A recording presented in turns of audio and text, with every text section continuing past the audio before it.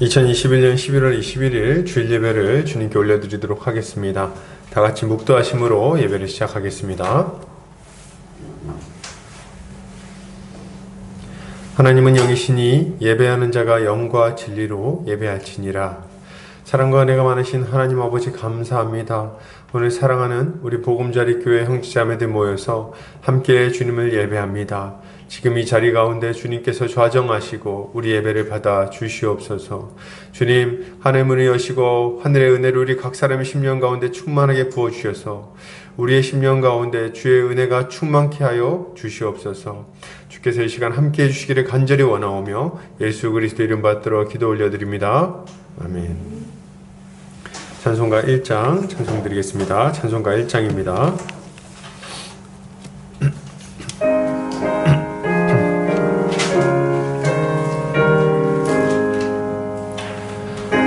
만복의 근원 하나님, 온 백성 찬송 드리고 저 천사여 찬송하세. 찬송 성부 성자 성령 아멘.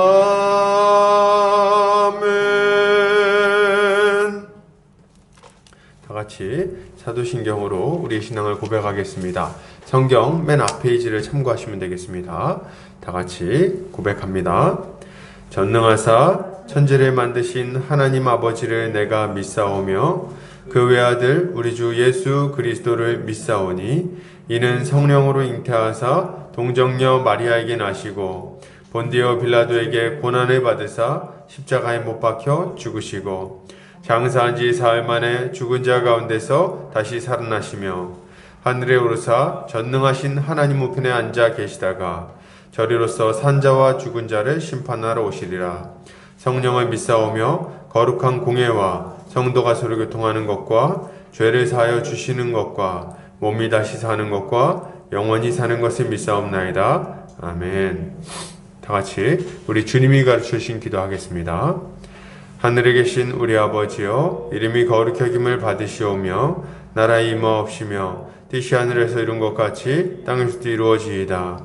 오늘날 우리에게 일용할 양식을 주옵시고 우리가 우리에게 죄지은 자를 사하여 준 것 같이 우리 죄를 사하여 주옵시고 우리를 시험에 들게 하지 마옵시고 다만 악에서 구하옵소서. 대개 나라와 권세와 영광이 아버지께 영원히 있사옵나이다. 아멘. 이 시간 우리 한 주간의 삶을 돌아보면서 우리 주님께 회개하는 시간 갖도록 하겠습니다. 주님께 범죄했던 것들, 불순종했던 것들 이 시간 고백하고 예수님의 그 십자가 보혈로 깨끗이 씻어달라고 기도하도록 하겠습니다. 기도합니다.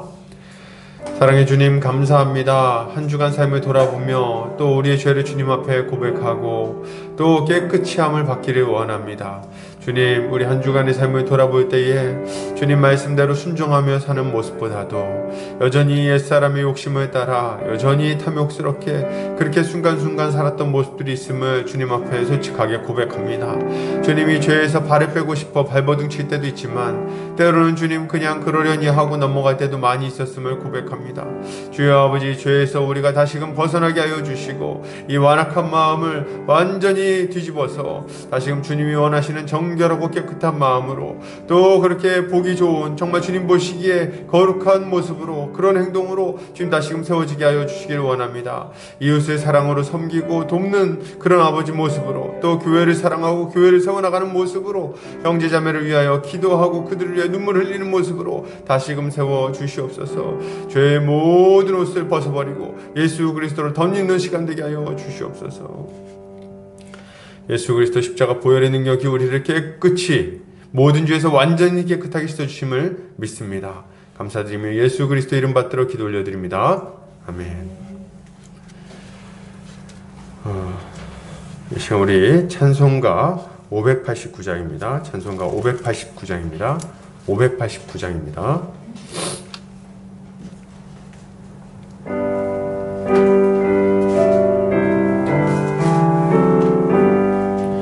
넓은 들에 익은 곳 없이 황금 물결 비치며 어디든지 태양빛에 향기 진동하도다.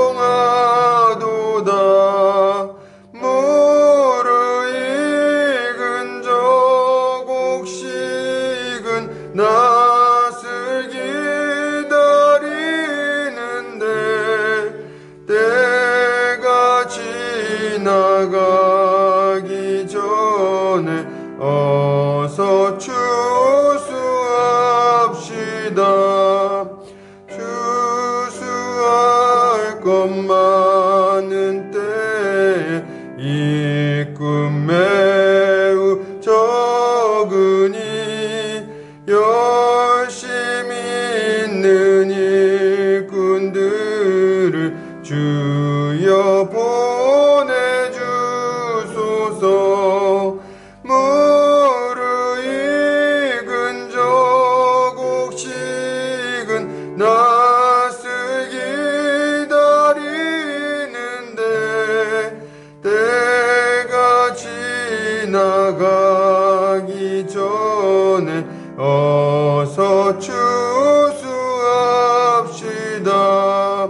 먼 동 틀 때 일어나서 일찍 들에 나가 황혼 때가 되기까지 추수하게 하소서. 무르익은 저 곡식은 낫을 기다리는데 때가 지나가기 전에 어서 추수합시다. 거둬들인 모든 알고 천국 참고 드린 후 주가 베풀 잔치 자리 우리 참여하겠네.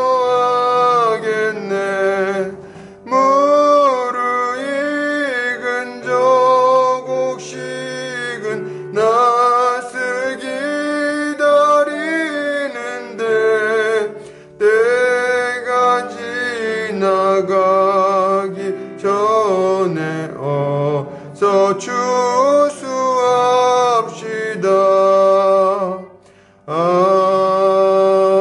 아멘. 이 시간 우리를 대표해서 안정호 목사님 나오셔서 기도해 주시겠습니다.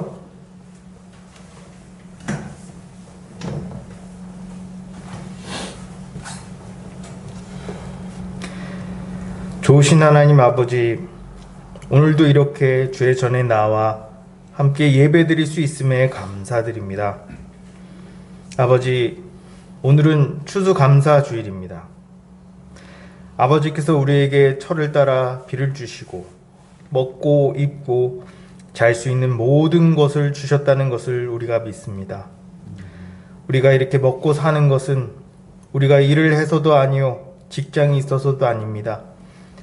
아버지께서 우리에게 햇빛과 비를 내려주셔서 먹을 수 있는 양식을 제공해 주시기 때문에 우리가 먹고 마실 수 있는 것입니다. 올해도 아버지께서 우리에게 매일매일 일용할 양식을 제공해 주셨습니다. 이렇게 우리를 사랑하시고 은혜를 베풀어 주시니 감사합니다. 아버지께서 우리에게 매일매일 먹을 것을 주심에도 불구하고 우린 아직도 주님의 공급하심에 감사하지 못하고 믿지 못할 때가 많습니다. 주님께서 주시는 양식에 만족하지 못하고 불평불만했습니다. 내일은 먹을 것을 주시지 않을까봐 근심하고 걱정했습니다. 지금까지 우리가 살아온 것이 다 주님의 은혜라고 말은 하지만 행동은 그러지 않았습니다. 주여, 우리의 믿음 없음을 용서하여 주시옵소서. 오늘부터 다시 우리가 새 마음으로 새롭게 시작하기 원합니다. 지금 내가 처한 상황과 내가 먹는 양식에 자족하고 아버지께서 우리를 먹이시고 입히실 것을 굳게 믿기 원합니다. 예수 그리스도의 십자가 복음이 그 증거이며 그 보증입니다. 오늘 예수 그리스도의 십자가 복음을 듣습니다. 안중근 담임 목사님께서 주의 말씀을 선포하실 때 우리의 마음이 새로워지고 더욱 복음에 대한 믿음이 자라날 수 있도록 은혜를 베풀어 주시옵소서. 주여, 올해를 주님께서 보호하시고 인도하신 것처럼 내년에도 주님께서 우리를 보호하시고 인도하실 것을 믿습니다. 내년에는 우리가 더 많이, 더 깊게 주님의 복을 누리기 원합니다. 우리 개개인의 삶에도 하나님의 풍성하신 은혜가 넘치고 우리 보금자리 교회 안에도 풍성한 사랑이 넘치게 하여 주시옵소서. 때로는 우리의 믿음이 흔들리고 때로는 만족하지 못하며 감사하지 못할 때 서로 붙들어주고 밀어주며 끌어주는 보금자리 교회가 되게 하여 주시옵소서. 육신의 가족보다 더 가족 같은 하나님 나라의 가족 되게 하여 주시옵소서. 그리고 평생 함께할 가족들을 더 많이 만나기 원합니다. 주여, 내년에는 더 많은 더 좋은 열매를 맺게 하여 주시옵소서. 그리고 예수께서 오시는 그날 우리가 지금까지 또 앞으로 경험할 하나님 나라의 복을 완전하게 누리게 될 것을 믿습니다. 그 날을 우리가 너무너무 소망합니다. 그리고 더 소망하기 원합니다. 주여, 오늘 예배를 통하여, 오늘 교제를 통하여 미래에 경험할 하나님 나라의 복을 미리 맛보는 시간 되게 하여 주시옵소서. 주께서 앞으로 영원까지 아버지의 생명을 누리게 하실 것을 믿사오며 우리 주 예수 그리스도의 이름으로 기도합니다. 아멘.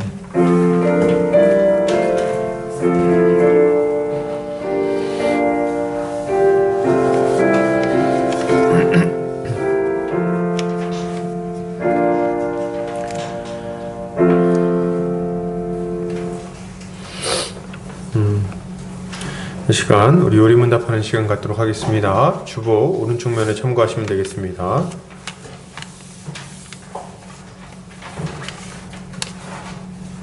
제가 질문하고 함께 답변하겠습니다.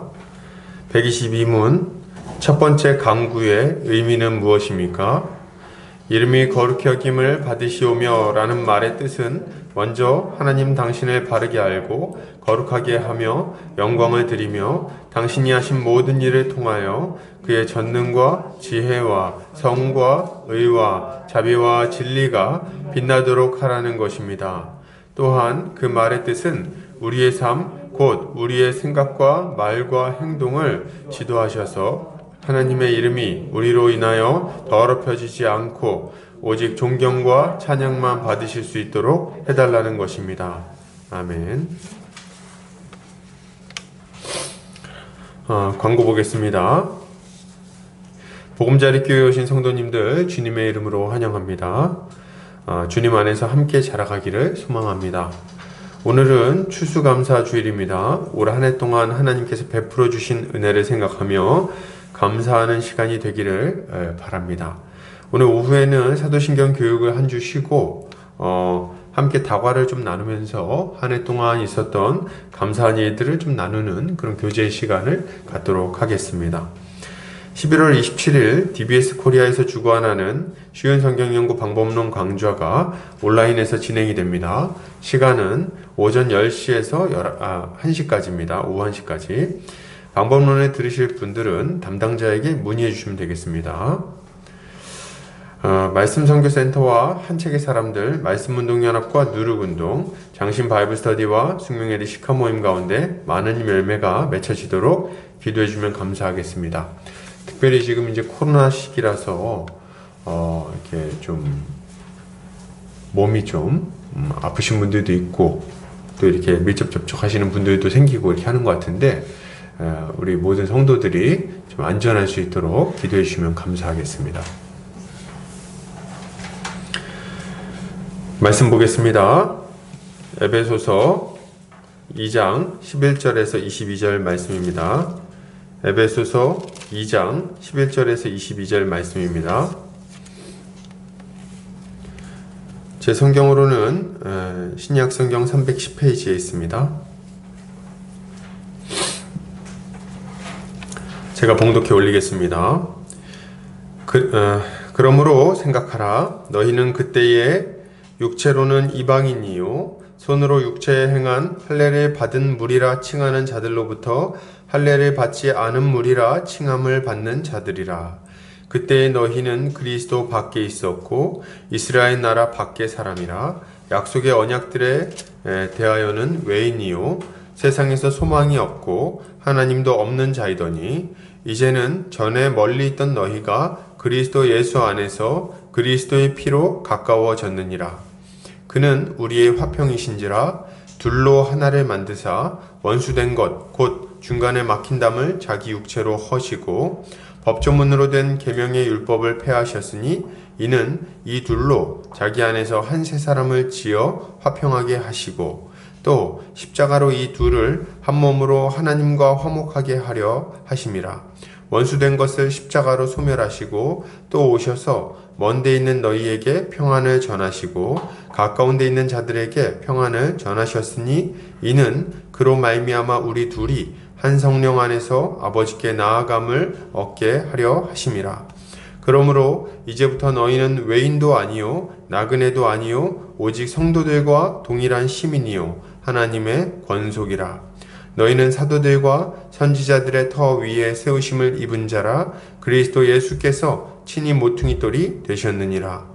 그의 안에서 건물마다 서로 연결하여 주 안에서 성전이 되어가고 너희도 성령 안에서 하나님이 거하실 처소가 되기 위하여 그리스도 예수 안에서 함께 지어져 가느니라. 아멘. 에베소서 2장 11절에서 22절까지 새로운 피조물 하나된 교회라는 제목으로 말씀 보도록 하겠습니다. 오늘은 추수감사주일입니다. 추수감사절. 추수감사절은 이제 어떤 날이냐 했을 때 1620년에 종교적 자유를 찾아서 메이플라워 호를 타고 영국에서 신대륙으로 이주한 청교도들이 이주 첫 해에 혹독한 추위와 질병으로 많은 이들이 목숨을 잃는 시련을 겪었습니다.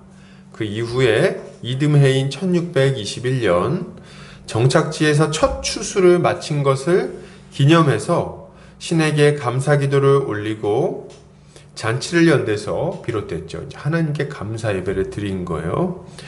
청교도들은 그들에게 도움을 준 원주민들도 초대해서 옥수수 등의 곡식과 야생 칠면조 등의 음식을 나눠 먹으면서 수확의 기쁨을 함께 했다고 합니다. 그래서 이제 미국은 지금도 보면 추수감사절날 칠면조를 잡아서 먹지 않습니까? 그래서 언젠가 우리도 한번 그렇게 하면 좋겠다. 뭐 그런 생각을 좀 해봤어요. 되게 커요. 그래서 나눠 먹으면 좋겠다. 추수감사절의 기원은 이제 구약에 있는데요. 바로 맥추절과 수장절이라고 불리는 이제 초막절이라고 할 수 있습니다.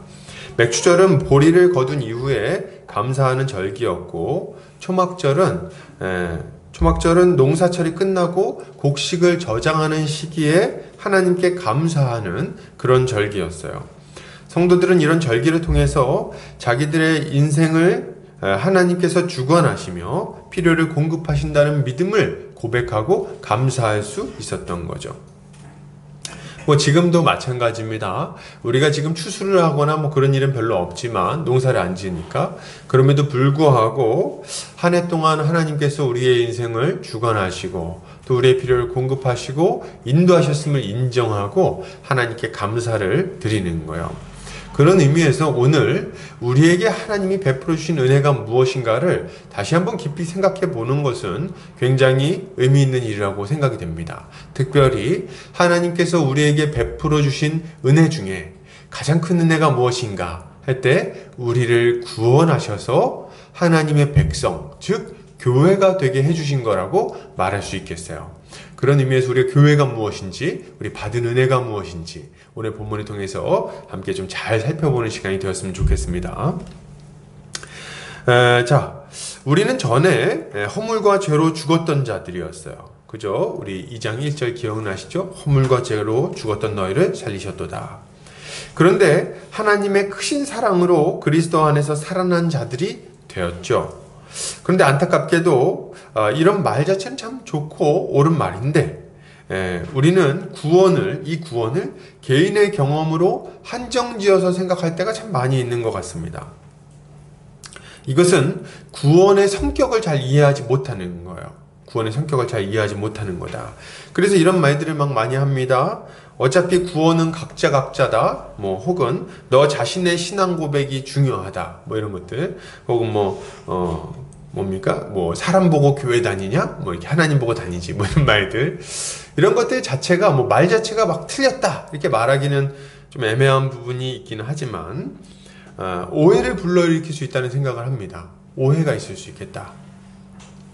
이런 말들, 가르침들, 이런 생각들은 결국 개인주의적 신앙생활을 하게 만들고요. 개인적으로, 어쨌든 내가 개인적으로 하나님 만나야 되는 거 아니야? 우리가 개인적으로 주님을 만나야 되지만 그걸 너무 강조하다 보면 교회로서 함께 신앙생활하는 것에 대한 어떤 가치, 그런 어떤 생각들을 잘 못하게 되는 거죠. 그 결과 매우 빈곤하고 힘든 신앙생활을 하게 되는 겁니다. 이 모든 오해를 바로잡기 위해서 우리는 구원에 대한 바른 이해가 있어야 되겠어요. 구원에 대한 바른 이해. 구원받았다는 것은 뭡니까? 무슨 말이죠? 죄로 말미암아 죽을 수밖에 없던 자가 죄를 용서받고 구원받았다는 의미입니다. 근데 그게 다가 아니라 사탄의 나라에 살고 있던 우리가 하나님의 나라로 옮겨졌다는 말이기도 해요. 또 전에 하나님과 멀리 있던 우리가 그리스도 예수 안에서 하나님과 가까워져서 하나님의 백성인 교회와 한 몸, 한 가족이 되었다는 말이기도 합니다. 우리가 개인에서 공동체가 되었다는 것을 의미한다는 거예요. 그래서 개인적으로 살던 우리가 이제 교회에 소속되어서 교회로서 하나님의 다스림을 받고 하나님의 은혜 가운데, 공급하심 가운데 살아갈 수 있게 되었다는 게 구원받았다는 말의 의미입니다. 그런 의미에서 교회가 무엇인지 알지 못하면 우리가 제대로 신앙생활을 하는 것은 참 어렵겠다. 우리가 하나님이 주신 복을 제대로 누리는 것은 어렵겠다. 이렇게 말씀드릴 수 있을 것 같아요.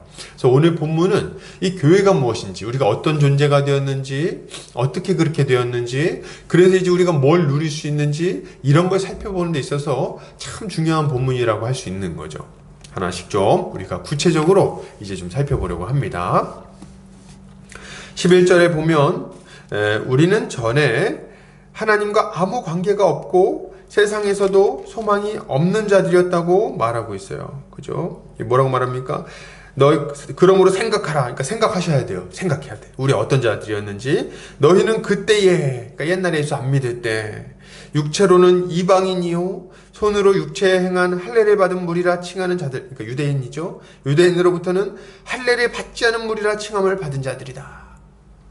우리는 할례를 받았다 안 받았다 좀 익숙하지 않지만 이거는 하나님의 언약 백성이 완전히 아니었구나 이런 말인 거예요. 하나님께 버림받은 자들이었구나 이런 말이라는 거죠. 우리는 이방인들이었어요. 주님이 오시기 전에 이방인들은 그리스도 안에 없었고 그를 약속으로 받지도 않았으며 무지했기에 그를 기다리지도 않고 있었어요. 그죠? 여기 보면 12절 뭐라고 합니까? 그때 너희는 그리스도 밖에 있었고 이스라엘 나라 밖의 사람이라 약속의 언약들에 대하여는 외인이요 세상에서 소망이 없고 하나님도 없는 자이더니 이렇게 말하고 있습니다. 그래서 이스라엘 나라 밖에 있었다는 것은 무슨 말입니까? 이스라엘 나라 밖에 있었다. 그러니까 이스라엘에게 그림자로 주어진 하나님 나라의 복된 삶이 우리에게는 전혀 없었다는 거예요. 그러니까 이스라엘 사람들은 하나님 나라의 복을 조금씩 누리면서 살았거든요. 근데 우린 전혀 아니었다는 거죠. 이스라엘 나라는 부족하나마 그 복을 누렸습니다. 그들은 율법을 가지고 있었고 그 공의로운 법으로 인해 나라 전체가 아주 아름답게 세워질 수가 있었어요. 이 법을 보면 율법을 통해서 세워진 건데요. 강자만 잘 먹고 잘 사는 나라가 아니라 약자도 먹고 살 수 있게 해주는 나라. 가난한 사람들도 사람 대접을 받는 나라. 노예들도 언젠간 풀려날 것이라는 희망을 가질 수 있는 나라였어요.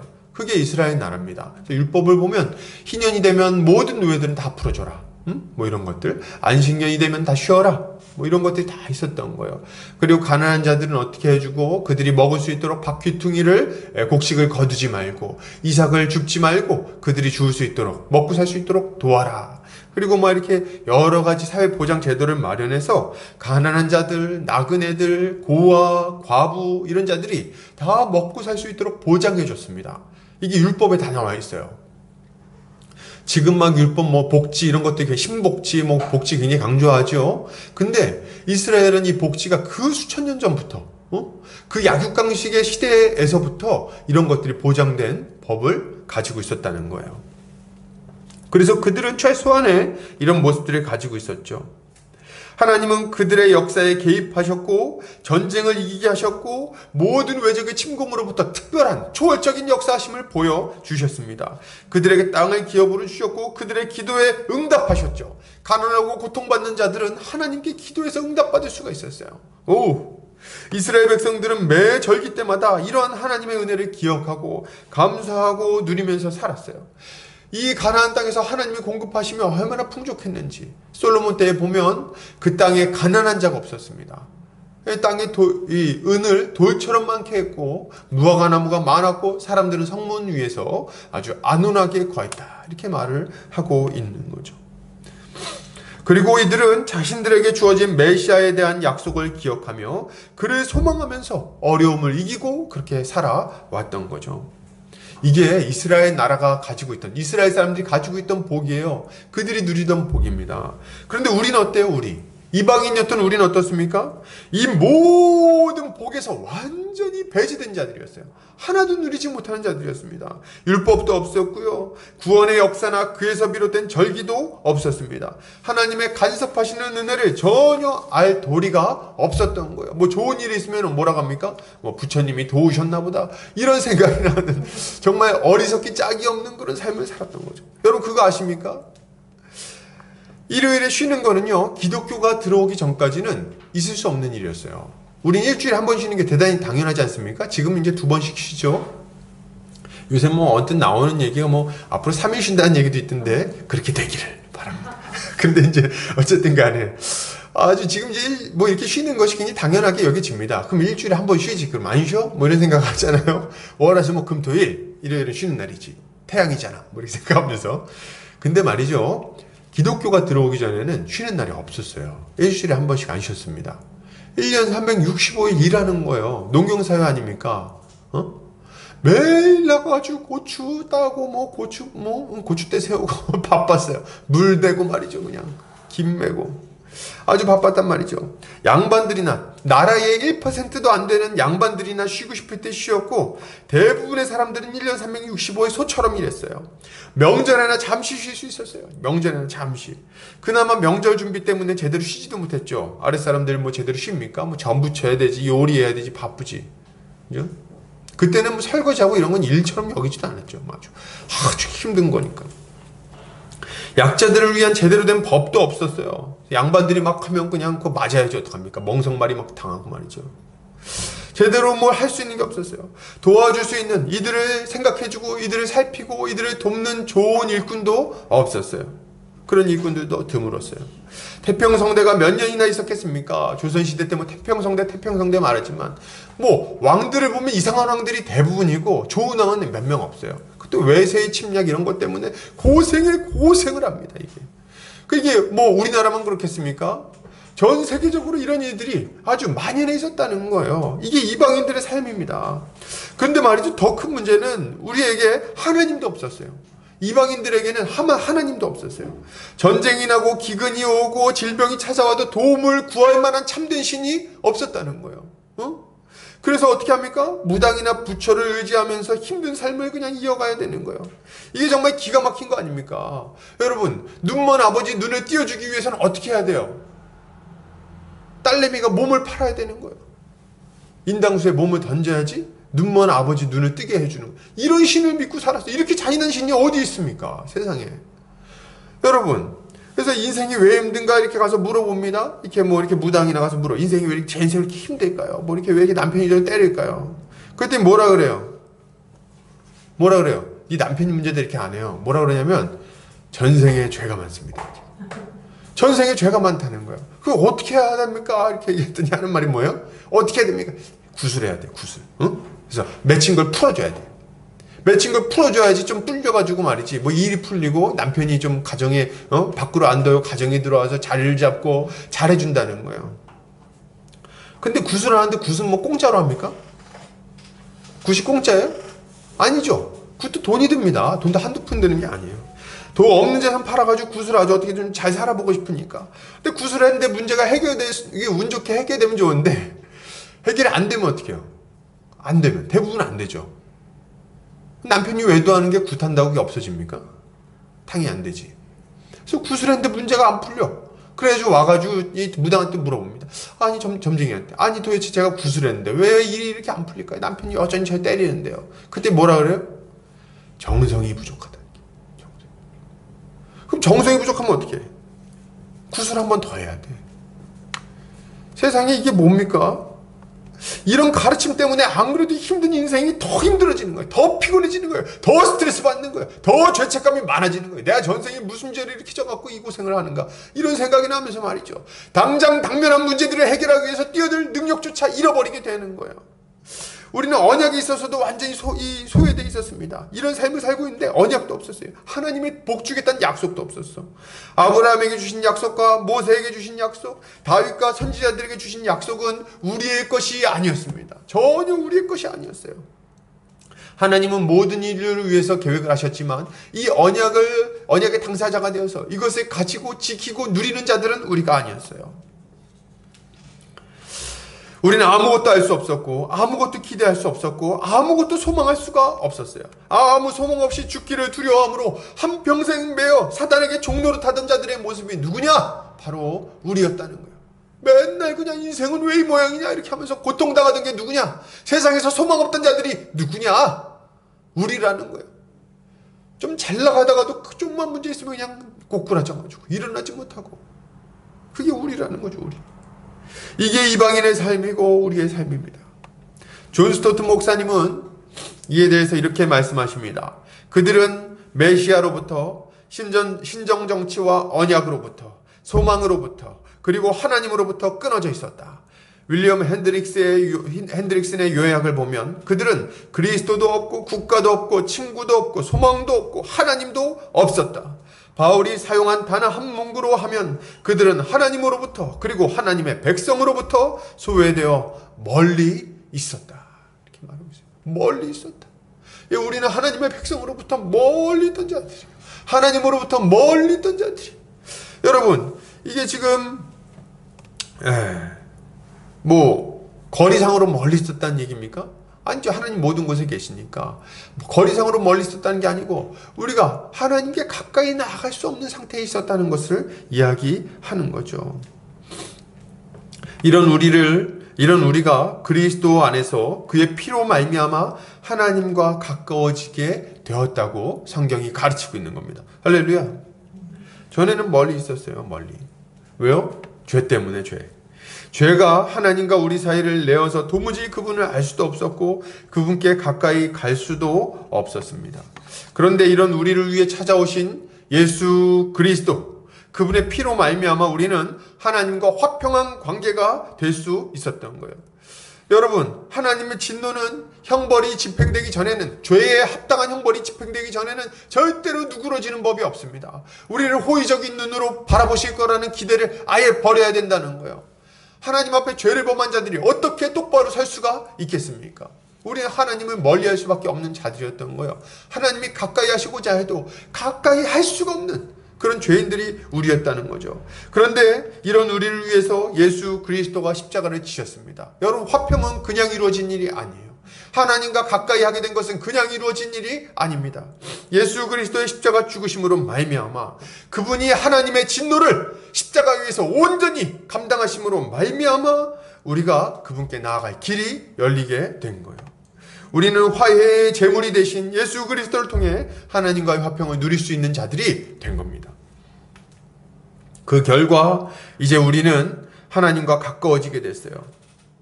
이제 우리는 하나님을 멀찍이서 보고 두려워하는 존재들이 아니게 됐습니다. 우린 더 이상 정죄함을 받으며 두려워하며 멀리하는 존재가 아니라 하나님을 친밀하게 느끼며 그와 교제를 나누고 그분께 기도하여 응답받는 자들이 다 되었다는 거예요.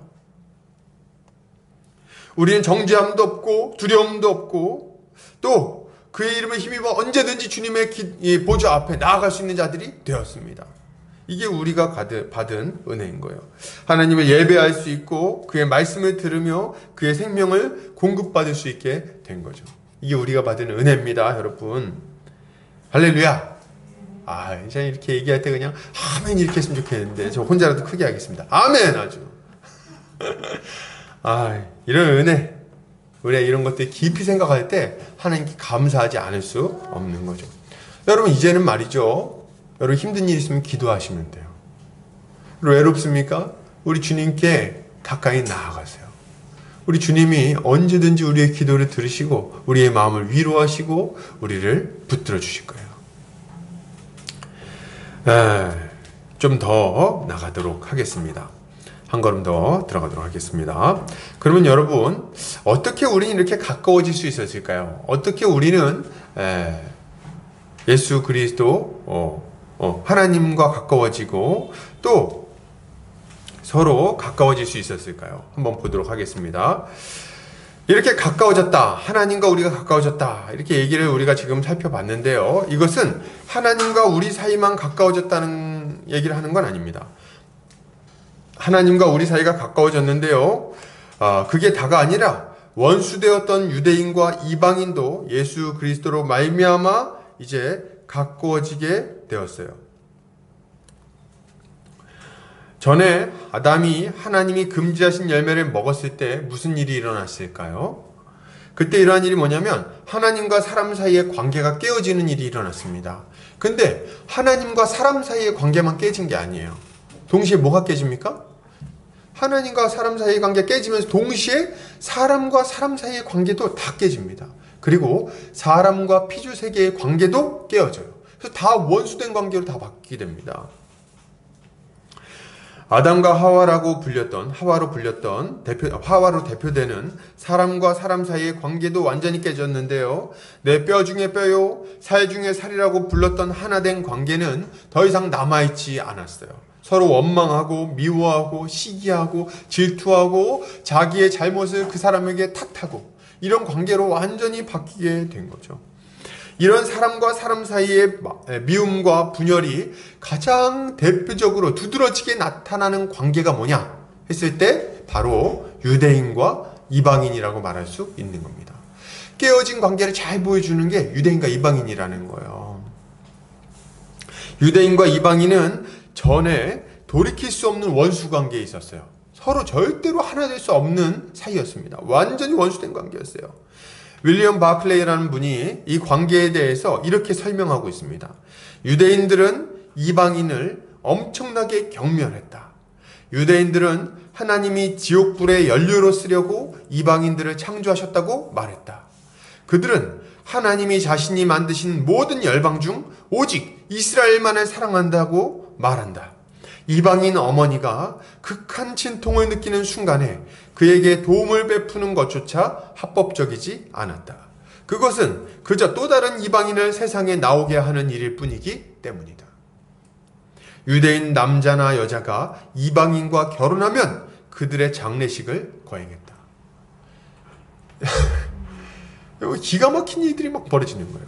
유대인들은 이방인을 말 그대로 개와 같은 자들로 봅니다. 뭐 그냥 농담처럼 하는, 그냥 이렇게 비유로 하는 게 아니라 진짜 개처럼 여기는 거예요. 그때 이제 개는 애완견 뭐 이런 게 아닙니다. 이스라엘에서 개는 들개예요. 그래서 성경에 보면 개가 시체를 먹는 장면이 많이 나옵니다.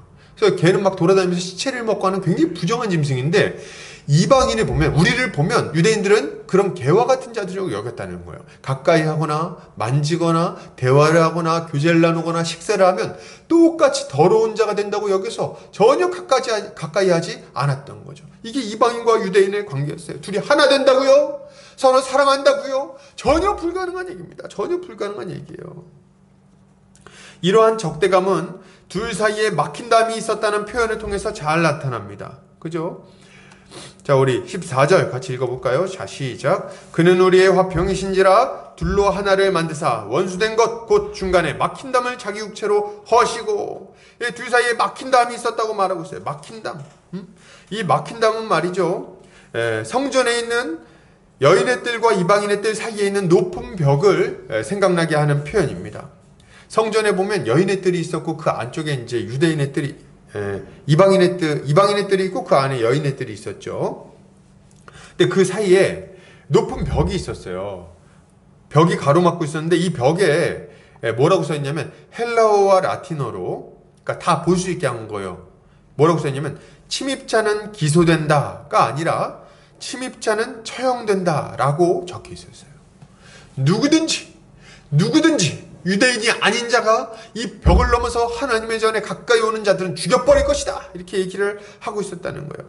실제로 성경에는 이와 관련된 사건이 등장하는데요, 사도행전 21장에서 사도 바울은 이방인을 성전으로 데리고 들어갔다는 오해를 사서 집단으로 린치를 당합니다. 이때 같이 있었던 이방인이 바로 에베소 출신의 드로비모라는 사람이었는데요, 실제로 데리고 들어가진 않았어요. 실제로 데리고 들어가진 않았고 바울만 들어가서 서원을 갚고 나왔습니다. 밖에서 만난 거예요. 근데 밖에서 성전 앞에서 만난 걸 보고 이방인을 데리고 들어갔다, 이렇게 생각을 한 겁니다.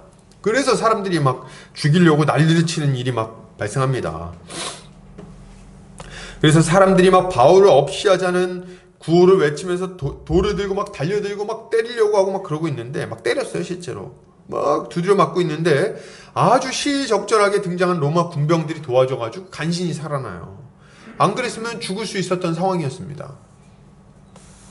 이런 이야기들을 좀 우리가 살펴볼 때 이방인과 유대인 사이가 얼마나 벌어져 있었는지, 그 둘 사이에 얼마나 극렬한 증오감이 있었는지는 우리가 금방 유추해 볼 수 있는 거죠. 여러분, 우리가 생각할 점은 뭐냐면 유대인과 이방인의 이 증오감으로 대표되는 사람과 사람 사이의 분열과 단절과 미움, 증오, 이게 얼마나 심각한 문제냐는 거예요. 여러분 이게 유대인과 이방인들만 이렇게 분열했을까요? 아니에요. 여러분, 지금도 우리 안에 얼마나 심각한 분열이 있습니까? 나라와 나라 간의 갈등이 있습니다. 뭐 일본과 우리나라의 갈등이 있고 중국과 뭐 갈등이 있고 말이죠. 민족과 민족 간의 갈등이 있어요. 그리고 또 우리나라는 남과 북의 갈등도 있습니다. 남과 북. 북한 사람들은 뭐 아주 상종 못할 사람들은 여기죠. 제가 전에 한번 굉장히 충격적인 그 강의를 한번 들은 적이 있는데, 어떤 목사님이 나와서 강의를 하는데 이렇게 하더라고요. 북한이 내려오면 우리나라 사람들이 칼을 들고 한 사람씩 끌어안고 죽자는 거예요. 그러면은 이제 뭐 뭘 무서워하냐, 우리나라 사람들이 뭐 다 인구수도 더 많은데 그리고 나머지가 더 번성하면 되지 않냐, 뭐 이렇게 얘기를 하더라고요. 이런 말 안에 스며들어 있는 이 증오감이 느껴지십니까? 이게 목사님이 한 말이에요. 굉장히 유명한 목사님입니다. 북한에서 누가 쳐들어오면 한 사람씩 끌어안고 칼로 찔러서 죽이자는 거예요. 농개처럼.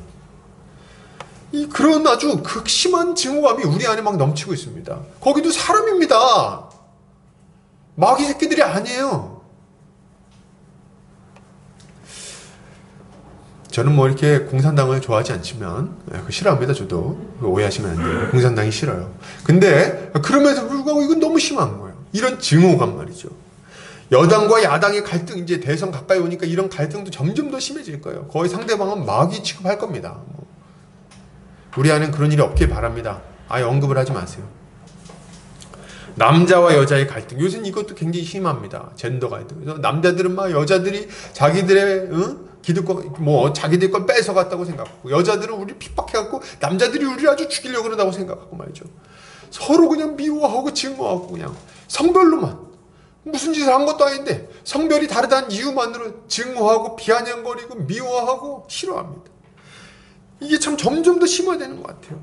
세대와 세대 간의 갈등이 있습니다. 그래서 이제는 막 보면 옛날에는 어르신들을 굉장히 존경하고 존중하고 이렇게 막 높여드리고 하는 게 있었어요. 버스만 타도, 지하철을 타도 연세 있는 분들 오시면은 다 자리에서 일어나고 뭐 이렇게 아주 자연스러운 정말 동방예의주국 아니었습니까? 근데 말이지 이제 그런 것도 이제 거의 없어진 것 같아요. 이제 그냥 다 그냥 비웃고 비아냥거리고 어린아이들도 그렇고 나이 많은 분들도 그렇고 서로 간에 이런 갈등들이 심해지고 있습니다. 부한 자와 가난한 자의 갈등이 있고 부모와 자식 간의 갈등이 있고 남편과 아내의 갈등이 있고 형제 자매 간의 갈등이 있습니다. 여러분 지금도 이런 갈등들은 아주 넘치도록 우리 주변을 둘러싸고 우리를 공격하고 있다는 거예요. 이게 끝입니까?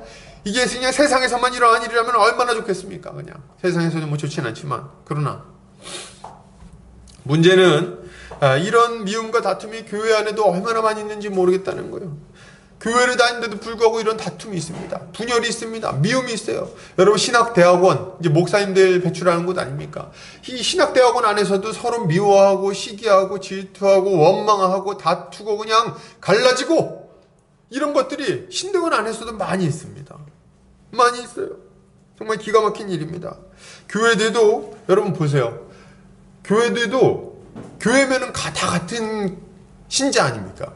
근데 서로를 형제로 받아들이기보다는 경쟁 상대로 받아들입니다. 그래서 막 구호를 외치는데 우리 이번에 행사하는데 옆에 교회보다 많아져야 되지 않겠습니까? 뭐 이런 아주 재밌는 그런 얘기들을 막 하고 말이죠. 기가 막힌 거예요. 교회 안에도 분열과 다툼이 많은데 말이죠. 이 분열과 다툼을 어떻게 참 이걸 잘 해결해야 돼요. 근데 잘 해결하지 못하고 쌓이는 경우가 많습니다. 예배하기 전에 서로 화해하고 해가 지기 전에 분을 풀고 그래야 돼요. 그래서 서로 이렇게 막 서로 다툼이 혹시 있었나요? 교회 안에서 아침에 나오기 전에 좀 싸웠습니까? 그러면은 예배 드리기 전에 화해하고 풀어야 돼요. 서로 화목하고 그러고 나서 하나님께 예배하라고 성경에서 분명히 가르치고 있어요. 그죠? 근데 말이죠. 그게 잘 안 되는 거예요. 마음속에 쌓아두고 원통함을 풀지 않습니다. 그리고 언젠가 기회가 되면 내가 이제 다 요 원수를 갚을 기회를 포착했어. 그러면 그걸 잊지 않고 그걸 다 끄집어내가지고 공격을 하고 말이죠. 비아냥거리고 비판하고 말이죠. 그래가지고 상대방을 힘들게 만드는 경우가 얼마나 많습니까? 교회마다 보면은 전설 같은 얘기들이 있어요. 10년 동안 이야기 안 한 권사님들 뭐 이런 거 있잖아요. 서로 간에 10년간 대화를 안 해. 이유가 뭐예요? 옛날에 싸웠어. 근데 이제 왜 싸운지도 잘 기억도 안 나는데 10년이나 된 거예요. 대화를 안 해요. 교회 오는데 문 열고 정문에서 교회 문에서 마주치는데 탁 고개 돌리고 그냥 안 보고 가는 거예요. 이런 예들이 막 있습니다. 어떻게 이런 예들이 있을 수 있냐는 거예요. 교회들마다 이런 예들이 왜 이렇게 많이 있는지 참 복잡하기 짝이 없습니다. 마음이 참 번잡스러워요. 여러분 우리는 이런 모습들이 다 불신자의 모습임을 알아야 됩니다. 이전에 예수 믿기 전에 분열해 있던 모습들, 서로 막힌담으로 말미암아 교류할 수 없었던 자들의 모습이라는 것을 알아야 된다는 거예요. 여러분 알아야 된다. 여러분 우리 이런 자들이었어요. 그런데 그리스도는 십자가의 죽으심으로 말미암아 이 모든 원수된 관계를 완전히 소멸시키셨습니다. 완전히 소멸시키셨어요. 어떻게 해요? 그리스도는 십자가의 죽으심으로 이방인과 유대인을 구분하고 있던 이 율법 조문을 폐하셨어요. 그렇게 함으로 자기 육체로 이 막힌 담을 허물어 버리셨다 이렇게 이야기를 하고 있는 거죠. 율법은 이방인에 대한 유대인의 적대감을 극대화시키는 거였어요. 율법은 이방인과의 통혼을 금지했고 부정한 자들과의 교류를 막았습니다. 우상을 숭배하고 더러운 음식을 먹으며 죄를 짓고 살아가는 이방인들을 하나님의 심판을 받아 마땅한 자들로 여겼어요. 그죠? 심판을 받아 마땅한 자들이긴 하죠. 근데 문제는 뭡니까? 자기들도 심판을 받아 마땅한 자들인데 그렇게 생각을 못하는 거예요. 그리고 어떻게 생각합니까? 우리는 깨끗한데 저놈들은 죽일 놈들이야 이렇게 생각하게 만드는 거죠. 그래서 유대인들은 율법으로 이방인을 정죄하며 그들을 증오했던 겁니다. 그런데 이 율법을 그리스도께서 완전히 성취하심으로 그 정죄와 구분을 완전히 없애버리신 거예요. 누가? 예수님이. 율법은 그리스도가 오시기 전까지 유대인에게 주어진 거였습니다. 절기와 정결법, 제사법은 모두 그리스도를 바라보게 만드는 그림자에 불과했어요. 이 더럽고 부정한 자들이었던 우리를 하나님께 나아갈 수 있는 존재로 만드실 예수 그리스도가 오시면 없어질 것들에 불과했다는 거예요. 그분을 기다리게 만드는 그림자였습니다.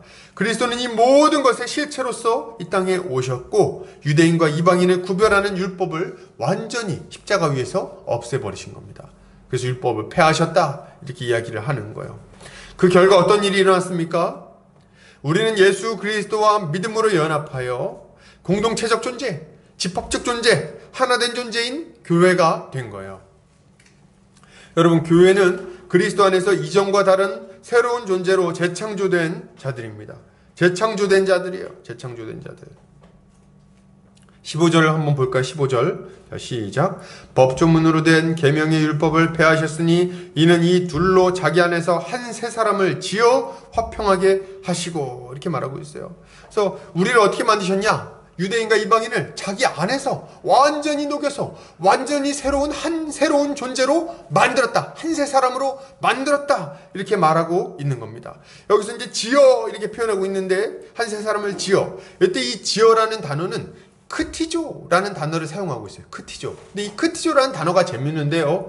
이 단어는 하나님께서 창조하시는 것을, 하나님의 창조를 표현할 때 사용되는 단어입니다. 창조를 표현한 단어. 무슨 말입니까? 하나님은 이방인과 유대인이라는 분열되어 있던 자들을 그리스도 안에서 완전히 새롭게 재창조하셨다는 말을 하고 있는 거예요. 완전히 새로운 존재를 새롭게 창조하셨다. 그래서 우리 이제 어떤 존재가 됐냐? 하나된 존재, 집합적 존재, 완전히 한몸된 존재인 교회가 되었다. 이렇게 말을 하고 있는 거예요. 이들은 이전과 같은 존재가 이제 아니에요. 분열적 존재가 아니에요. 각자 개개인으로 존재하지 않아요. 이전과는 완전히 달라졌습니다. 이제 새로운 인류, 제3인류라고 부를 만한 자들이 된 거예요. 그런 의미에서 교회는 그야말로 새로운 피조물이라고 말할 만합니다. 고린도후서 5장 17절입니다. 그런즉 누구든지 그리스도 안에 있으면 새로운 피조물이라. 이전 것은 지나갔으니 보라 새 것이 되었도다. 이거는요, 우리가 이전에 죄인이었는데 이제 새 사람이 돼서 하나님의 백성이 되었습니다. 거룩한 존재가 되었습니다. 이런 의미이기도 하지만 다른 한편으로는 예전에는 하나님과 유리되어서 혼자 있었고 고립되어 있었고 혼자 하나님을 대적하던 외롭고 쓸쓸한 존재였으나 이제 예수 그리스도를 믿음으로 말미암아 예수 그리스도 안에서 그의 형제 자매들과 연합하여 이 공동체적 존재, 연합한 존재, 교회적 존재가 되어서 함께 살아가게 되었습니다. 그런 완전히 새로운 피조물이 되었습니다. 이렇게 얘기를 하는 거예요. 여러분, 이제 이런 존재가 된 우리는 인생은 각자다 이런 얘기 할 수 없다는 거예요. 왜요? 인생은 함께 살아가는 겁니다. 여러분, 각자는 무슨 각자합니까? 인생 어려운 일이 당하면 각자 이겨내는 거야? 아니요, 함께 이겨내는 겁니다. 이제 외로운 일이 있으면 외로움을 씹어. 뭘 씹습니까? 같이 살아야지. 외로움을 이겨내는 게 아니고 같이 외로움을 없애고 외롭지 않게 살아야지. 이제 그런 존재가 되었다는 거예요. 어떻게 이런 일이 가능해집니까? 예수 그리스도를 믿을 때 그리스도 안에서 이루어지는 신비로운 연합 때문에 일이 일어나는 거예요. 야, 여러분, 제가 설교를 하다 보면은 좀 중간중간에 좀 어려운 얘기들을 하는 것처럼 느껴지실 수 있어요. 뭐 연합이라든 둥, 뭐 이렇게 칭의라는 둥, 뭐 있잖아요. 화목제, 뭐 이런 얘기 막 할 수 있잖아요. 배우세요, 여러분. 알아야 돼. 이 원리를 알고 이걸 아주 우리 마음속 깊숙이 새겨놓으세요. 이 진리가 우리를 완전히 붙을 때까지, 이해할 때까지 여러분 들으세요. 듣고 자기 걸로 만드세요. 그래야지 이 진리에 따라 살아갈 수가 있는 겁니다. 연합의 교리는 뭡니까? 그리스도의 신비로운 연합. 우리가 예수를 믿으면요, 우린 예수 그리스도 안으로 옮겨져요. 원래는 아담 안에 살았어. 아담 안에서 아담과 연합해서 아담의 그 실패를 우리의 실패로 삼아서 죽을 수밖에 없는 존재로 살아가고 있었죠. 근데 우리가 예수를 믿는 순간 성령께서 우리를 확 붙들어가지고 예수 그리스도 안으로 옮겨주셨습니다. 그리고 예수 그리스도 안에 들어간 이후에 우리는 예수 그리스도와 한 몸이 되는 거예요. 어떻게 해요? 성령으로 말미암아. 성령이 우리를 예수 그리스도와 한 몸 되게 하시는 겁니다. 근데 성령이 우리를 예수님과 한 몸이 되게 하시면서 동시에, 예수님하고 한 몸 되게 하시는 동시에 형제 자매들과도 한 몸이 되게 만들어 주신다는 거예요. 예수를 믿어서 예수 그리스도 한 몸 된 형제 자매들이 더 있다는 거죠. 근데 이제 다 연결되는 거예요. 누구로 말미암아? 예수 그리스도로 말미암아, 그의 영으로 말미암아. 그래서 우리는 형제 자매들과 연합해서 함께 살아가게 되는 거죠. 그 결과 그리스도의 생명은, 그러니까 그리스도 이거 이런 거 제가 천천히 할 테니까 잘 들으세요. 그리스도의 생명은 형제들과 연합되어 있는 교회를 통해서 각 사람에게 충만하게 공급되는 거예요, 여러분. 우리 이렇게 알았죠. 내가 예수 믿으면 예수님이 나한테 생명력을 공급하시는 거야. 그래서 행복해. 그것도 맞는 얘기인데요. 어떻게 예수님이 공급하시냐면 교회를 통해서 공급하십니다. 우리 신앙생활을 생각해보면 이게 이해가 돼요. 왜요? 말씀을 어디서 들어요? 교회에서. 어디서 제대로 된 말씀을 체계적으로 배우고 안전하게 보호받아요? 교회에서. 어디서 성도의 교제를 나눠요? 교회에서. 어디서 서로 교제를 나누고 서로 어려움을 막 나누고 기도하고 서로 이렇게 붙들어주고 울고 부대끼고 살아가는 거 어디서 그렇게 해요? 교회에서. 우리는 어디서 위로를 받아요? 교회에서. 어디서 기도해요? 뭐 각자 골방이 있지만 교회에서. 모든 복음 교회를 통해서 각 개인에게 공급되는 겁니다. 각양 은사도 교회에 있는 형제 자매들을 통해서 누릴 수 있는 거예요.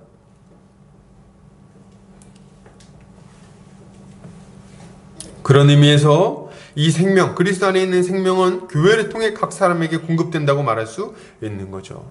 이제 우리는 그리스도 안에서 연합된 공동체적 존재, 교회적 존재가 된 거예요. 우리 이제 공동체로서 함께 은혜를 공급받고 함께 복을 누리고 함께 살아가야 하는 것입니다. 그리고 그렇게 할 때 제일 행복해요, 여러분. 이제 예수 믿고 나면요, 혼자 살면 재미없어. 그리고 예수 믿으면 같이 안 있으면 힘듭니다. 이게 아주 본질적으로 바뀌게 된 거예요. 원래 외로움을 좀 즐기시는 분들이 있나요? 예수를 믿고 나면 바뀌어요. 형제자매들이 보고 싶어집니다. 여러분, 예수를 믿은 굉장히 중요한 특징이 이거예요. 아, 내가 예수를 믿는구나. 어떻게 할 수 있냐면 형제자매가 보고 싶어집니다. 보고 싶어지고 같이 있고 싶어지고 대화를 나누고 싶고 서로를 위해서 기도하게 되고 누가 힘들다 그러면 같이 힘들고 누가 좋다 그러면 나도 좋고 이게 교회예요. 이렇게 공동체적 존재로 바뀌었는가 안 바뀌었는가를 여러분 자기를 한번 확인해 보세요. 그래서 내가 교회 생각을 자꾸 하는구나. 그러면은요 존재가 변화된 증거가 될 수 있겠죠. 혼자 있어도 하나도 안 힘들어. 막 나 혼자가 좋아. 교회 가면 힘들어. 그러면은 아직은 좀 아니다. 이렇게 말할 수 있겠죠. 여러분, 이 모든 바울의 선언은 결국 우리 사이에 있던 모든 갈등을 우리 주님이 십자가 위에서 완전히 걷어내셨다는, 해결하셨다는 위대한 선언이라고 할 수 있습니다. 아담 이래로 가지고 있던 모든 분열과 갈등은 예수 그리스도로 말미암아 사라졌어요. 이제 우리는 처음과 같이 내 뼈 중에 뼈요 살 중에 살이라고 말할 수 있는 자들이 되었어요. 누구를 보고 그렇게 말합니까? 우리 형제 자매들을 보면서 옆을 한번 봐주세요. 이럴 때 이 사람이 내 뼈 중에 뼈고 내 살 중에 살이로구나. 살이 좀 쪘는데 약간 생각하면 있잖아요. 많이 쪘죠. 그러나 이제 보면서 서로를 보면서 이 사람이 나와 한 몸이구나. 이런 걸 확인할 수 있는 거예요. 이제 우리는 더 이상 시기하고 미워하고 질투하고 원망하는 관계에 머물러 있을 수가 없어요. 이런 관계가 됐는데도 불구하고 이런 존재가 되었는데도 불구하고 근데 여전히 그런 모습을 가지고 있으면 어떡합니까? 그건 뭐죠? 왜 그런 거예요? 제가 보니까 왜 그런가 봤더니 가르치지 않고 배우지 않았기 때문에 그런 경우가 참 많은 것 같습니다. 그래서 이렇게 분열된 모습으로 살아가는 것에 대해서 문제의식을 뼈저리게 가지고 있지 않는 거예요. 그래서 예전에 그 옛사람의 모습대로 그냥 살아가는 겁니다. 이게 분명히 우리 안에는 공동체적인 존재로서의 변화가 일어나서 형제자매를 사랑하는 마음이 있어요. 있기는. 근데 뭐가 굉장히 강력한 거예요? 옛사람의 모습이 너무 강력한데 이거를 지금 싸워야 된다는 생각조차 못하고 있으니까 무기력하게 계속 넘어지고 있는 거예요. 옛날 같았으면은 옛날이 아니에요. 옛날에는 그냥 우리가 그렇게 막 분열되어 살아가는 게 당연했잖아요. 개인적으로 살고 서로 인생 간섭 안 하고 네 인생은 내 인생, 내 인생은 내 인생. 근데 예수를 믿고 나서 바뀌었잖아요. 그래서 신경이 쓰여 제가 자꾸. 근데 요렇게 신경 쓰고 같이 살아야 된다는 걸 모르는 거야. 그래서 어떻게 합니까? 자기의 옛사람의 그 본성대로 사는 게 정상이라고 생각을 해버리는 거예요. 바꿀 생각을 못 하는 거예요. 그래서 그대로 그냥 살아가는 거죠. 우리는 그래서 그런 의미에서 배워야 됩니다. 배우고 우리 안에 그런 능력이 주어졌다는 것을 믿고 그리고 이렇게 싸우고 우리 주를 위해서 하나 되는 일에 더 힘쓰며 살아가야 되는 겁니다. 이것을 믿지 않고 적극적으로 대처하지 않는 것은 그리스도의 십자가를 무시하는 행위라는 것을 여러분 아셔야 되겠어요. 그 결과를 인정하지 않는 거예요. 예수 그리스도가 우리를 하나 되게 하기 위해서 십자가에 달리셨다는 것을 믿지 않는 행위가 뭡니까? 분열을 조장하는 행위, 혼자 살려고 하는 행위라고 말할 수 있는 거예요. 여러분, 그런 의미에서 우리가 교회에 속하지 않고 이렇게 대형 교회에서 익명의 그리스도인으로 살아간다든가, 혹은 이렇게 온라인 예배를 통해서 옆에 있는 지체들 한 명도 만나지도 않고 혼자서 신앙생활을 하는 것, 이것은 불신앙의 증거라고 볼 수 있습니다. 여러분, 이거 불신앙이에요. 그럼 교회로서 사는 것을 거절하는 것이기 때문에 예수 그리스도의 십자가에 대한 전면 도전이라고 말할 수 있어요. 여러분, 절대 그렇게 하면 안 됩니다. 형제자매들을 만나서 대화를 나누고 교제를 나눠야 되겠어요. 그들과 함께 살아가기를 힘써야 됩니다. 서로를 위해서 기도하고 기도 제목을 나누고 때로는 울고 웃고. 좀 다툼이 있나요? 다툼이 있는 게 좋겠어요. 혼자 사는 것보다. 그래서 함께 살아가기를 애쓰는 것. 이것이 교회로서 우리가 가져야 되는 마땅한 모습인 거죠. 이게 우리의 존재에 합당한 모습인 거예요. 이렇게 살아가는 성도님들 되시기를 바랍니다. 아멘. 네. 자, 마지막으로 좀 계속해서 살펴보도록 하겠습니다. 이러한 예수 그리스도의 십자가 사역으로 말미암아 우리는 어떤 존재가 되었는지, 그리고 어떤 특권을 가지게 되었는지를 조금 더 살펴보도록 하겠습니다. 19절 한번 읽어볼까요? 자, 시작. 그러므로 이제부터 너희는 외인도 아니요 나그네도 아니요 오직 성도들과 동일한 시민이요 하나님의 권속이라. 19절에서 바울은 구원받은 자들을 성도들과 동일한 시민이요 권속들이라고 부릅니다. 시민이라는 것은 뭡니까? 이제 시민권자가 됐다는 거예요. 시민권자가 됐다. 그리고 권속들이라는 것은 하나님의 가족들이 되었다는 것을 말하는 겁니다. 그래서 좀 얘기를 해보자면, 하나님 나라의 시민이 되었고, 그리고 하나님을 아버지로 둔 하나님의 가족이 되었다. 이렇게 얘기를 할 수 있는 거예요. 바울은 시민이라는 말로 우리의 신분을 지금 설명을 하고 있는데요. 먼저 이것은 로마의 시민권과 같이 천국의 시민권을 가진 자들이 되었다는 것을 의미하는 말입니다. 시민권. 사실 이제 시민권 이렇게 얘기할 때 우리는 대다수의 많은 사람들은 시민권에 대해서 그렇게 생각을 잘 안 할 거예요. 왜냐하면 약간 우리가 공기 속에 살아가면서 공기의 중요성을 못 느끼는 것처럼 이렇게 잘 못 느껴요. 태어나면서부터 시민이거든. 그죠? 그래서 잘 못 느낍니다. 그리고 시민권 잃어버릴 일도 없고. 근데 이제 주민등록증 다 있으시죠? 근데 이제 미국에 이민을 간다든지 하면은 이 시민권이라는 것의 존재에 대해서 진지하게 생각해 볼 수가 있는 거예요. 시민권이 없으면 시민으로서의 권리를 갖지 못하는 겁니다. 그래서 국가에서 제공하는 여러 가지 권리들을 전혀 누리지 못하는 거예요. 불법 체류자가 되는 거죠. 로마 시대의 사람들도 마찬가지였는데요. 로마 시민권은 굉장한 특권을 의미했어요. 그래서 많은 사람들이 돈을 많이 주고서라도 로마 시민권을 가지려고 애를 썼습니다. 성경에도 이런 얘기가 많이 나와요. 비근한 예로 우리가 이제 이 로마 시민권 생각하면은 미국 시민권자가 되려고 애쓰는 거를 생각해 보시면 됩니다. 그래서 미국 이민자들이 시민권 따려고 애 많이 쓰지 않습니까? 많이 힘들다 그러는데 사실 전 잘 모르겠어요. 해본 일이 있어야 알죠. 근데 많은 사람들이 이 시민권 얻으려고 애쓴다는 얘기는 많이 들었어요. 심지어는 내 자식이 미국 시민권자가 되게 하려고 미국에 가서 애를 낳는다는 거예요. 출산할 때 돼갖고 그런 얘기도 제가 들었습니다. 원정 출산이라고 하던가요. 그래서 거기서 애가 태어나면 그 태어나는 아이는 미국 시민권자가 되니까 이제 그렇게 한다 이렇게 얘기를 하는데 별짓을 다 한다 이런 생각이 들더라고요. 그래서 어쨌든 굉장히 중요한 특권을 가지고 있기 때문에 그렇게 한다고 하는데, 사도 바울은 하나님 나라 백성이 누리는 특권을 당시의 그 로마 시민권자의 권리로 설명을 하려고 하는 겁니다. 로마 시민의 권리는 좀 다양했어요. 그래서 공직에 출마하거나 투표를 할 수 있었고요. 법적 계약을 체결하거나 자산을 소유할 수가 있었습니다. 세금에서도 여러 혜택을 받았고요. 재판에 기소를 당하더라도 자신을 변호하거나 상소할 수 있었습니다. 로마 시민은 고문할 수 없었고 채찍질하거나 사형에 처할 수 없었을 뿐 아니라 다른 도시국가로 이주하더라도 그 시민권이 유지됐어요. 정말 대단한 특권 아닙니까? 그래서 로마 시민권자는 어디를 가도 대우를 받는 겁니다. 함부로 막 이렇게 못하는 거예요. 그런데 이런 로마 시민권과도 비교할 수 없는 천국 시민권을 누가 가졌다? 네, 우리가 가졌다는 거예요. 우리가. 이제 우리는 성도들과 동일한 시민으로서 하나님 나라의 모든 권리를 누릴 수 있게 되었습니다. 그래서 하나님 나라의 백성이 되었고 이 백성이 된 권리는 절대로 빼앗기지 않고 한번 하나님 나라 백성이 됐으면 쫓겨나지 않습니다.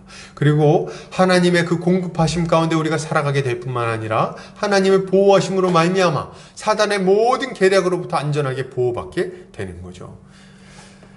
이게 이제 신자의 권리다 이렇게 말할 수 있는 거예요.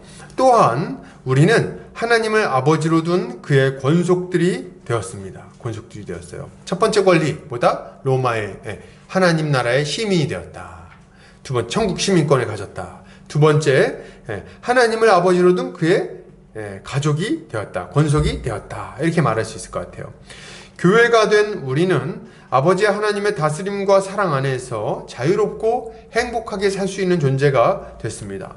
우리는 하나님의 전폭적인 사랑 안에서 행복을 누리며 살아갈 수 있게 됐어요. 하나님 아버지가 우리를 돌봐주시는 거예요. 하나님은 더 이상 우리를 적대시하지 않으시고 무조건적인 호의를 베푸십니다. 물론 우리가 그의 자녀이기에 우리의 잘못된 행동을 책망하시고 때로는 이렇게 바로 잡으시지만 결코 적대감을 가지고 우리를 치지 않으신다는 거예요. 여러분 옛날에 이제 목사님들이 이런 거 굉장히 얘기 많이 하셨는데 옛날 목사님들이 이렇게 뭐 경고하실 때 자꾸 그런 식으로 하나님이 치신다 뭐 이렇게 얘기하는 거 뭐 이런 거 있잖아요. 근데 이제 하나님이 정말 성도를 치실까? 이 치신다는 건 죽인다는 얘기거든요. 거의 죽인다는 얘기인데 성도를 향해서 그렇게 하겠는가 할 때 안 그런다 여러분. 안 그런다. 이걸 아시기 바랍니다. 하나님 우리 아버지가 되시기 때문에 우리 바로 잡으려고 매는 때리실 수 있어요. 그러나 죽이려고 때리진 않습니다. 죽이려고 때리진 않아요. 그렇기에 우리는 완전한 안정감을 가지고 하나님 앞에 언제든지 담대히 나아갈 수 있는 겁니다. 심지어는 죄를 지었을 때도 하나님 앞에 담대히 나아갈 수가 있어요. 하나님 잘못했어요. 그러고 나갈 수 있다는 거예요. 저는 이제 가끔 이제 우리 아들을 좀 제 아들이 한 명 있어요. 내 아들을 생각을 하게 되는데 이렇게 막 잘못을 막 합니다. 잘못을 할 때가 있어요. 말 안 듣고 할 때가 있죠. 그럼 막 혼냅니다. 너 이놈 새끼! 이제 막 볼기짝도 때리고 혼내고 막 하는 거죠. 그럼 얘가 막 울어요. 애배기 입이 돼서 울죠. 계속 막 울어요. 막 웁니다. 막 울지만 그럼에도 불구하고 막 혼내서 울매도 불구하고 이 아이가 믿고 있는 게 있어요. 뭡니까? 아빠가 나를 미워하진 않는다. 아빠가 나를 아주 어떻게 해버리지는 않을 거다. 이런 믿음이 있어요. 그래서 막 혼나고 나서 막 울고 나서 또 어떻게 하냐면 막 혼나고 나서 저희가 이렇게 하면 이렇게 손에도 이렇게 하는 거예요. 아빠 이렇게. 그래서 이제 그거 안아주고 이제 앞으로 이렇게 하면 안 돼. 이렇게 얘기를 하고 하는 거죠. 이 아이의 마음속에 어떤 믿음이 있는 겁니까? 용서해 줄 거라는 믿음이 있고 나를 위해서 혼난다는 믿음이 있고 때로는 억울해하기도 하지만 그러나 그럼에도 불구하고 나를 지켜줄 거라는 믿음이 있는 거예요. 여러분 우린 이런 믿음을 가질 필요가 있어요. 왜요? 하나님께서 우리의 아버지가 되시니까. 그래서 아버지 되시는 하나님이 우리를 이렇게 지키시는 거예요. 할렐루야. 또한 우리가 하나님의 권속이 되었다는 것은 우리 서로 간에도 가족이 되었다는 말이기도 합니다. 그래서 온 교회가 가족이 되었다는 거예요. 이제 교회는 하나님을 아버지로 둔 한 가족이 되어서 함께 살아가게 된 겁니다. 이것은 혈연을 넘어선 영적인 가족이 되었다는 말이에요. 그래서 우린 영적인 가족입니다. 할렐루야. 이거 믿으십니까? 제가 이제 그런 생각을 해봐요. 영적인 가족 이렇게 얘기를 하면은 어떤 느낌을 받냐면 가짜 가족이구나 약간 이런 느낌을 받는 것 같아요. 우리는 주님 안에서 한 가족, 영적인 가족입니다 이렇게 얘기하면 진짜 가족은 아니구나 이런 느낌을 받는다는 거죠. 근데 그렇지 않습니다. 그렇게 얘기하려고 영적인 가족이라는 말을 쓰는 게 아니에요. 영적인 가족은 육적인 가족의 반대말로 존재하는 겁니다. 육적인 가족은 어떤 가족인데요? 피를 나누는지 모르지만 원망하고 시기하고 질투합니다. 그래서 돈 문제 때문에 싸우고 얼굴 다시 안 보겠다 그러고 호적에서 파낸다 그러고 그리고 늘 그냥 미워하고 다툽니다. 형제자매인데도 불구하고 얼마나 원수가 되어서 살아가는지. 그래서 때가 되면 나중에 나이 들고 이제 무슨 선산 팔고 뭐 이런 문제 생기면 다시는 얼굴 안 본다 그러는 거예요. 왜요? 돈 문제 때문에. 이게 뭐예요? 육적인 가족이라는 육적인 가족. 근데 영적인 가족인 우리는 이거의 반대쪽에 존재하고 있는 거예요. 영적인 가족은 뭡니까? 자기의 물질을 사용해서 정말 아낌없이 돌봐주고 자기 인생을 던져서 서로를 돌봐주고 지켜주고 함께 해주고 함께 살아가고 그래서 결코 분리되지 않고 그를 위해 심지어 목숨까지도 줄 수 있는 관계, 이게 뭡니까? 영적인 가족이라고 할 수 있는 거예요. 그래서 우리는 예수 그리스도 안에서 하나님을 아버지로 둔 한 가족이 된 겁니다. 그래서 이 교회 안에만 있으면 어떻게 됩니까? 교회 안에만 있으면 서로 사랑하고 돌봐주고 서로 보살펴주고 뭐 이렇게 하니까 두렵거나 걱정되는 일이 없어지는 거예요. 그래서 이 세상 살아갈 때 큰 힘과 위로가 생기는 거죠.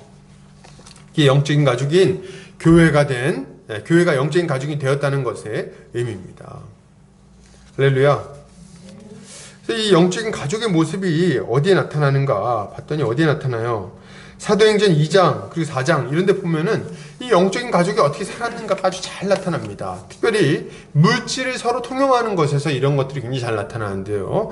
사도행전 4장 33절에서 34절 한번 보겠습니다. 35절 보겠습니다. 시작.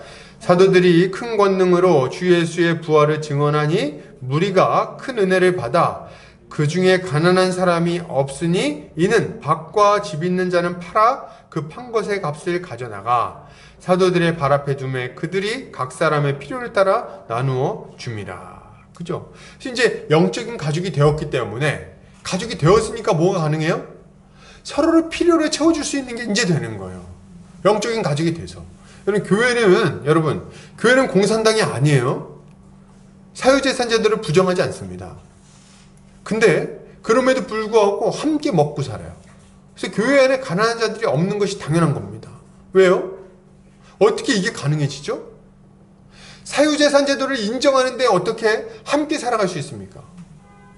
네, 가족이 되어서 가능한 거예요. 가족이 되었기 때문에. 여러분, 저는 사유재산제도를 믿고 그리고 이렇게 각자 돈을 열심히 벌어가지고 그것으로 우리가 먹고 사는 것을 다 인정합니다. 근데 그럼에도 불구하고 돈 한 푼 안 버는 제 아들이 우리 집에서 먹고 살아요. 이 참.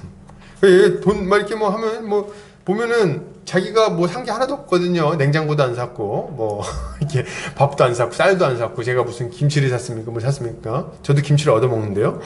그래서 뭐 이것저것 막 다 뭡니까? 하진 않아요. 돈도 안 내. 막 받았어. 그래서 아들 보면 이제 막 차 타고 제 차를 타고 왔어요 오늘도.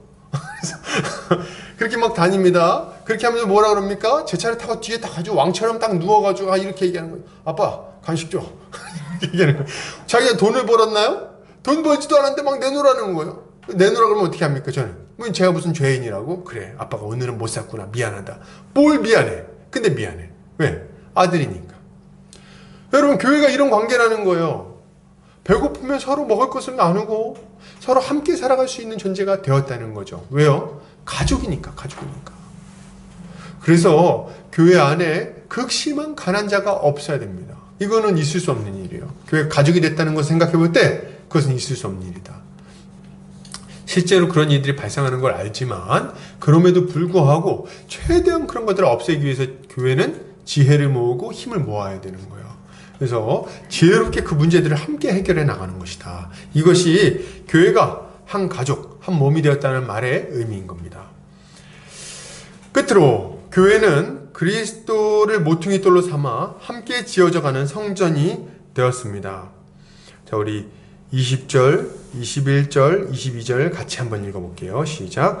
너희는 사도들과 선지자들의 터 위에 세우심을 입은 자라. 그리스도 예수께서 친히 모퉁이 돌이 되셨느니라. 그의 안에서 건물이 다 서로 연결하여 주 안에서 성전이 되어가고 너희도 성령 안에서 하나님이 거하실 처소가 되기 위하여 그리스도 예수 안에서 함께 지어져 가느니라. 아멘.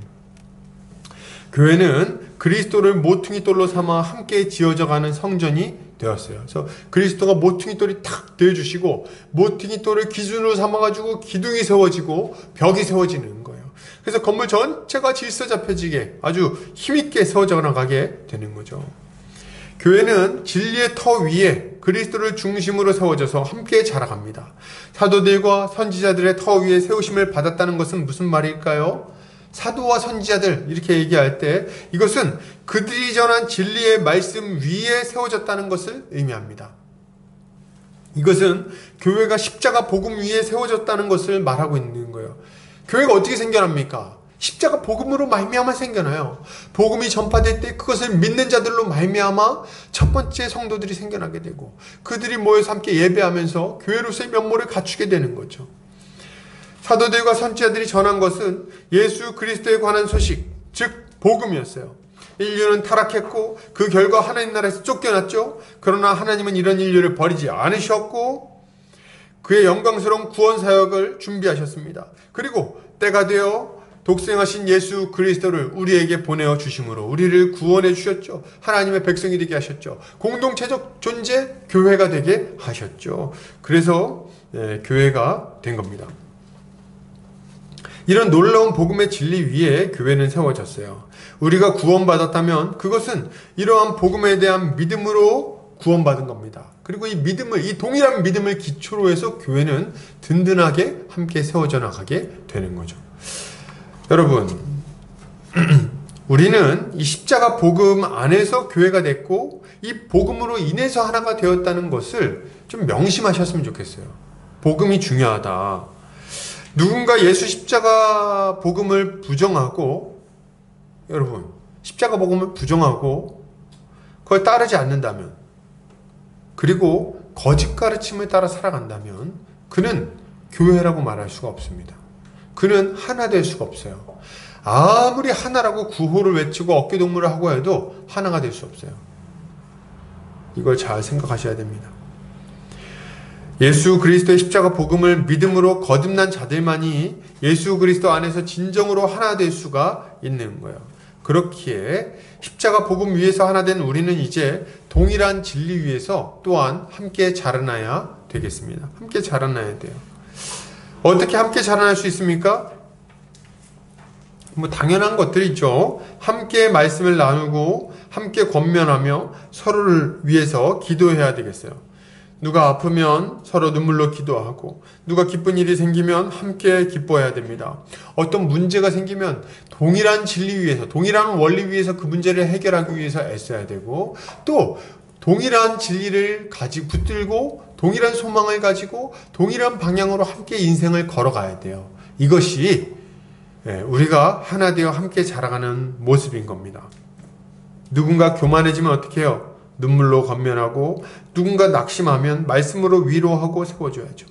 이렇게 진리 안에서 서로 교제할 때 교회는 함께 자라날 수 있어요. 이렇게 할 때 어떤 일이 일어나겠습니까?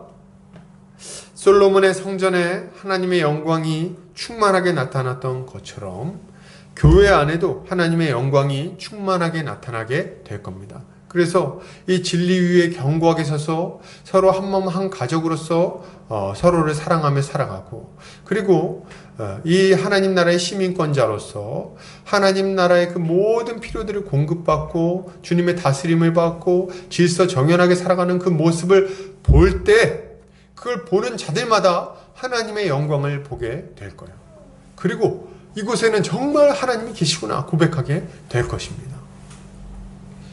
우리 이것을 믿고 이러한 교회로서 살아가기를 힘써야 될 거예요. 결론을 드리겠습니다. 하나님께 감사드리시기 바랍니다. 우리는 영원한 멸망에서 구원받아 하나님의 자녀가 되었어요. 그리고 이제 하나님의 백성인 교회가 되었습니다. 우리를 외롭게 하고 빈곤하게 하고 고통스럽게 하는 분열시키는 벽은 이제 완전히 무너져 버렸어요. 예수 그리스도의 십자가는 이 모든 분열과 미움과 반목을 끝내고 그리고 우리를 한 몸, 한 가족으로 만들어 주었습니다.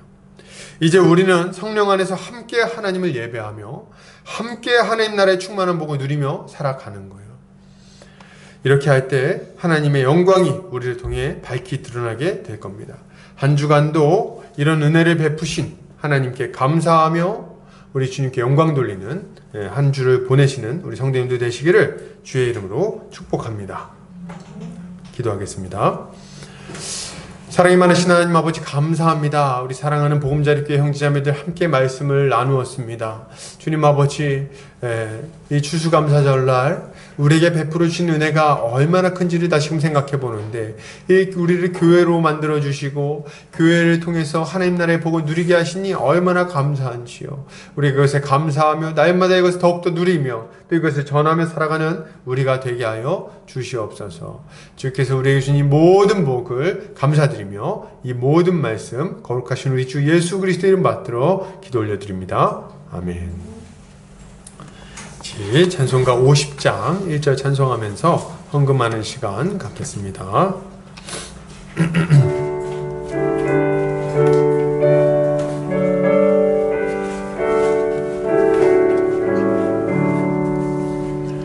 내게 있는 모든 것을 아낌없이 드리네. 사랑하고 의지하며 주만 따라 살리라. 주께 드리네, 주께 드리네. 사랑하는 구주 앞에 모두 드리네. 아멘. 기도합니다. 사랑과 은혜가 많으신 하나님 아버지 감사합니다. 우리 사랑하는 우리 보금자리교회 형제 자매들 함께 예배하게 해주신 것 감사합니다. 주님, 이 시간 우리의 마음과 우리의 물질과 우리 인생 주님께 올려드립니다. 주님 받으시고 주님 마음껏 사용하셔서 주의 몸된 교회를 힘있게 세워 주시옵소서. 주님 아버지, 우리 사랑하는 우리 보금자리 교회 성도들 돈 때문에 울고 웃고 또 그것 때문에 슬퍼하고 좌절하지 않도록 주님 필요한 것들 넉넉히 채워주시고 그로 말미암아 주님의 공급하심을 경험케 하여 주시옵소서. 주께서 늘 지키시고 보호해 주시기 원합니다. 우리 사랑하는 성도들 믿음을 위하여 기도합니다. 믿음이 약해질 때가 많습니다.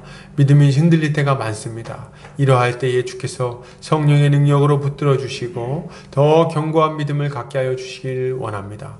영생에 이르는 믿음 갖게 하여 주시옵소서. 참된 믿음 갖게 하여 주시옵소서. 주님 아버지, 우리 사랑하는 성도들 여러 가지 기도의 제목들이 있습니다. 주님 기억하여 주시옵소서.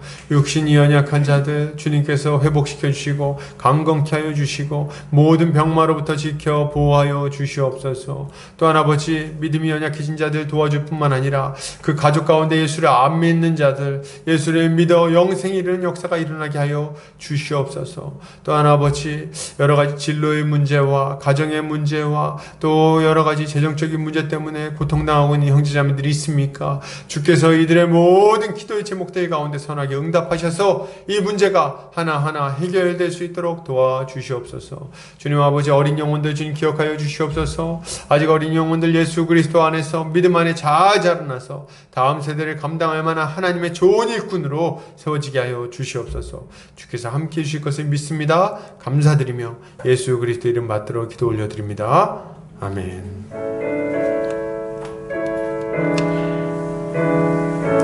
축도하겠습니다.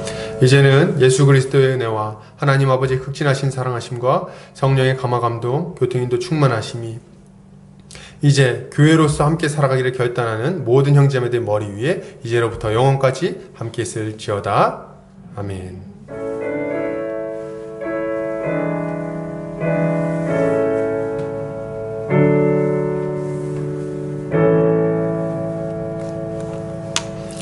예배를 마쳤습니다.